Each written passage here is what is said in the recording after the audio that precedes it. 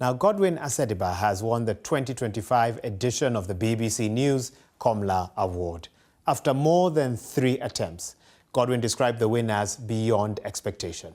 The investigative journalist and news anchor with TV3 and 3FM stations in Accra impressed the judges with his deep commitment to journalism and storytelling. He beat more than 120 applicants to clinch the prize.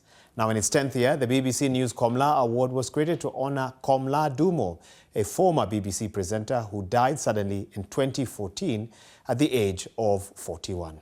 Now, as a former award winner myself of the 2018 edition, this accolade gave me the confidence and the tools to take my trade to the next level. And let me tell you, the previous 9 winners have gone on to great exploits in their media careers and beyond, and I'm sure this is just the start for Godwin Asediba. Now, here's how he first got that good news and more about this award. Komla Dumor champions strong, nuanced reporting of stories from the continent. The award is an important testament of the BBC's commitment to spotlight young, talented journalists from Africa. The winner gets to spend 3 months at the BBC headquarters here in London. It's an award that gives you a platform to do what you want to do. To go from this level to that level. I'm delighted to tell you that you're the 2025 winner of the BBC News Komla Award. I don't even know if I should cry. Thank you. This is not just my win. I believe it's a win for every young African journalist. I am deeply honored and humbled to receive this award. Growing up in Ghana, I watched Komla Dumor and dreamed of telling stories that mattered, stories that gave voice to the voiceless and also impact as well. So to be here now, receiving this award in his name, it's beyond anything I imagined. I really want to say thank you.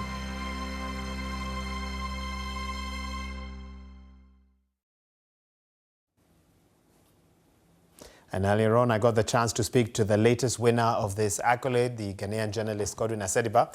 And he began by telling me more about how he felt once he knew that he was the winner.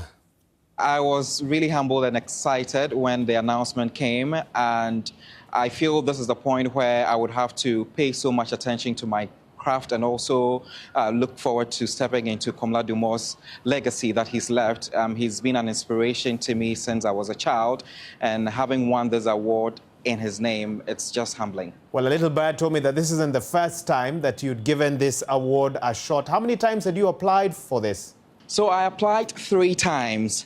For the first and second time, I couldn't make it through to the next round. On the 3rd time, which made me win the award, was when I went to the following stage, which was the interview, and then finally getting to write or polish up the story that was given to me. Finally, after doing that, I received the mail that I was supposed to answer some questions, and when I joined was when they told me that I'd won the award. I wasn't expecting it. For someone who has gone through the journey multiple times and received emails that I couldn't make it through to the next stage, I applied with a free mind, hoping that it could happen, but I didn't have so much confidence. I knew I'd put in the work, but I didn't know that I would one day or today be standing here to be the winner. I imagine many would have given up after the first rejection or after not being successful during the first round. What made you keep trying? I felt I probably wasn't ready enough. I had to put a lot into my craft. I developed more on my story ideas, pitched them excellently, and made sure that I execute them, not to just get the local attention, but it to have an appeal globally as well. I did that a lot of times in most of my stories, which actually gained so much global attention, even ending up on the BBC, where I received mails that they want to interview me on the back of stories that I have reported on. So, adding more strength and also focusing more into the stories that I worked on, and then I followed through the process, and look at me now, the 2025 BBC Komla Dumor Award winner. Indeed, well done. You are the 10th winner of this award. What does the legacy of Komla Dumor mean for journalists in Ghana at this time? I believe Komla Dumor paved the way for a lot of journalists in Africa, especially in Ghana, where he came from. It also inspired us for us to see him on the global stage and tell ourselves that we can one day be there. So I, for instance, took inspiration from that, and I believed in myself that once I invest more into my craft, I'll be able to get onto that global stage and do exactly what he did. And that is happening. I'm living that reality now, and I am just so much thrilled about that. What word of advice would you have for future Komla Dumor fellowship applicants? To just be yourself, don't take things too seriously, get your research in place, and also get to learn more about the ethics of journalism and what the BBC believes in, especially their values. Once you have all of that together, I believe you're good to go. And on a more personal note, I still remember back in 2018 receiving so many calls when I was announced then as the Komla Dumor winner.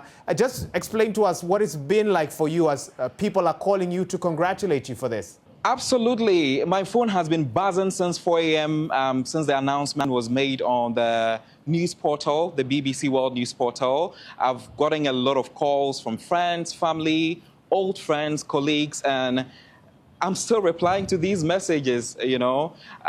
It's just taught me to be much humble. I mean, at this point where I feel I'm getting closer to my dreams, I would just have to take my time, take it all in. I'm still overwhelmed, bustling in the excitement. I am hoping that all of that will come over soon so I can get myself ready for the task ahead of me.